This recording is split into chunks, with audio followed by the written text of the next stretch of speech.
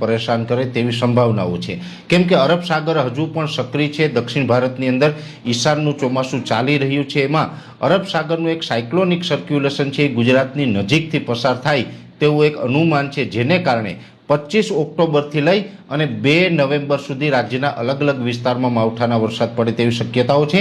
જોકે આ માવઠાની સૌથી વધારે અસર છે એ દક્ષિણ ગુજરાતમાં અને બીજા નંબરે સૌરાષ્ટ્રના દરિયાઈ કાંઠાના જિલ્લામાં જોવા મળે તેવું એક અનુમાન છે। એટલે દક્ષિણ ગુજરાતના તમામ જિલ્લાને આવરી લેશે। સૌરાષ્ટ્રનું ભાવનગર, અમરેલી, ગીર સોમનાથ, જે આપણે જૂનાગઢ અને પોરબંદરના અમુક વિસ્તારનો સમાવેશ થઈ શકે છે। એટલે આટલા વિસ્તાર જે છે એમાં થોડીક તીવ્રતા વધારે રહી શકે છે। દક્ષિણ ગુજરાતમાં પણ તમામ જિલ્લા સુરત, વલસાડ, વાપી, નવસારી, બારડોલી, બીલીમોરા, ડાંગ તમામ વિસ્તારની અંદર તીવ્રતા સાથે માવઠું થઈ શકે છે।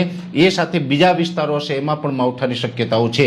એટલે આમ તો સૌરાષ્ટ્રના પણ બીજા જિલ્લાઓ અને મધ્ય ગુજરાતના પણ ભાલ વિસ્તાર સહિત અમદાવાદ, ગાંધીનગર, વડોદરા, આણંદ, નડિયાદ સહિતના તમામ વિસ્તારોની અંદર માવઠાની શક્યતાઓ રહેલી છે। ખાસ કરીને 25 ઓક્ટોબરથી લઈ અને 2 નવેમ્બર સુધી આ જે માવઠાની શક્યતાઓ છે એમાં રોજે રોજ બધા જ વિસ્તારમાં માવઠું નહીં થાય।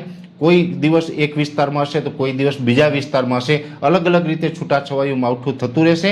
ખાસ કરીને આ માવઠું છે એ સાર્વત્રિક નહીં હોય પણ છૂટાછવાયા ઘણા બધા વિસ્તારોની અંદર માવઠું પડી શકે।